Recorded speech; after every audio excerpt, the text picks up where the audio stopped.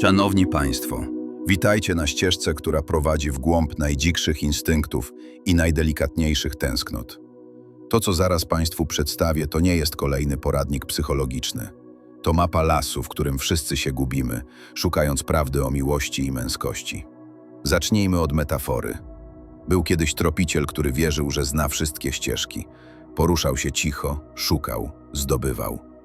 Aż pewnego dnia dostrzegł ślady, za którymi ruszył w głąb. Kiedy w końcu znalazł to, co tropił, przyszło olśnienie. Zrozumiał wtedy, że tropił nie stworzenie, a własną tęsknotę. Nie głód zdobycia, ale głód zrozumienia. Ta publikacja powstała z pragnienia, by pójść za tym olśnieniem. Nie jest to opowieść o polowaniu, lecz o powrocie. Obecnie jesteśmy świadkami zderzenia dwóch sił.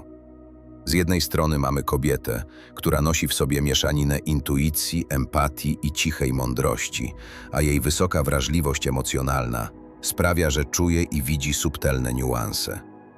Z drugiej strony mamy mężczyznę. Badania neurobiologiczne dowodzą, że układ dopaminergiczny aktywuje się u niego silniej w fazie poszukiwania celu niż w momencie jego osiągnięcia. Innymi słowy, bardziej pociąga ich droga do celu niż sam cel. I tak rodzi się on, instynkt tropiciela. Mężczyzny, który nie goni za miłością, lecz za uczuciem pościgu. Ta książka stawia przed wami lustro, w którym możecie zobaczyć tych, którzy błądzą w gęstwinie własnych instynktów. Nazywamy ich tropicielami biegnącej z wilkami. Czy spotkaliście już w życiu pajęczarza wdowiego? Tego, który tka sieć emocjonalnej zależności, karmiąc się cudzą troską. Z pozoru stabilny, zraniony przeszłością, ale jego wdzięczność szybko zmienia się w oczekiwanie. Przypomina to pająka z klasycznej przypowieści, który nie używa siły, lecz delikatnych słów i zaproszeń, tak by stworzyć emocjonalny wabik. A może w waszym życiu pojawił się nieporadnik urokliwy, czarujący, ale bezradny. To mistrz energetycznej ekonomii, nie robiąc prawie nic, otrzymuje bardzo wiele. Budzi w kobiecie odruch matki, a ona, zanim się obejrzy, niesie jego ciężar zamiast swojego. Niektóre brudy nie znikają w wodzie, lecz w cudzej naiwności, a współczucie bez granic staje się formą samozatraty.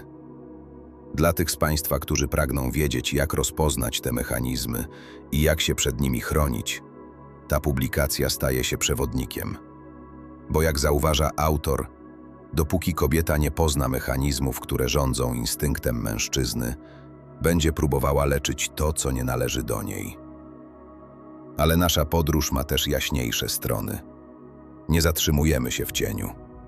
W części drugiej spotkamy mężczyzn, którzy władają miękkością, bez utraty własnych sił. To czas na narodziny słońca ponad sierścią. Czas zrozumieć, że ciepło nie jest przeciwieństwem odwagi, a delikatność nie jest brakiem charakteru. Pójdziemy głębiej, w części trzeciej, do monumentów nadziei. Mężczyzn, którzy chcą być oparciem, a bywają labiryntem. Lew zwyczajny, wyniosły i znaczący, który w domu zrzuca z siebie godność i przemienia się w tyrana, a słowa są jego bronią, a milczenie karą. Zobaczymy, jak jego syn staje się słonecznikiem o kamiennym sercu, który kocha przez obowiązek, przez troskę o dach nad głową, przez gest, nie przez dotyk. Jak widać, trauma przenosi się pokoleniowo, ale celem tej wędrówki jest odnalezienie esencji, platynowców i diamentów. To ci, którzy przeszli przez ogień i chłód i wiedzą, że największy blask rodzi się z największej samotności. A na samym końcu czeka diament doskonały. To mężczyzna, który nie walczy, bo rozumie. Nie kocha, by posiadać, kocha, by współistnieć. Zintegrował w sobie animusa i animę, a jego miłość to świadomy wybór dwóch ludzi, którzy chcą iść w tym samym kierunku. Ta publikacja to samoanaliza, zapis emocjonalnej wędrówki. Autor na końcu sam pyta, czy dobrze zrobiłem, dzieląc się tym, co miało pozostać niewypowiedziane? Odpowiedź jest jasna. Nie ma innej drogi, jeśli raz już wszedłeś w las. Jeśli te archetypy brzmią znajomo, jeśli czujesz, że twój las jest pełen zastawionych wnyków, jeśli w twoich relacjach czujesz się jak ofiara lub jak nieustanny tropiciel, to oznacza, że ta historia jest również o tobie. Wkrocz na drogę dojrzałości emocjonalnej i odkryj, jak przebaczenie bez powrotu staje się najczystszą formą miłości do siebie.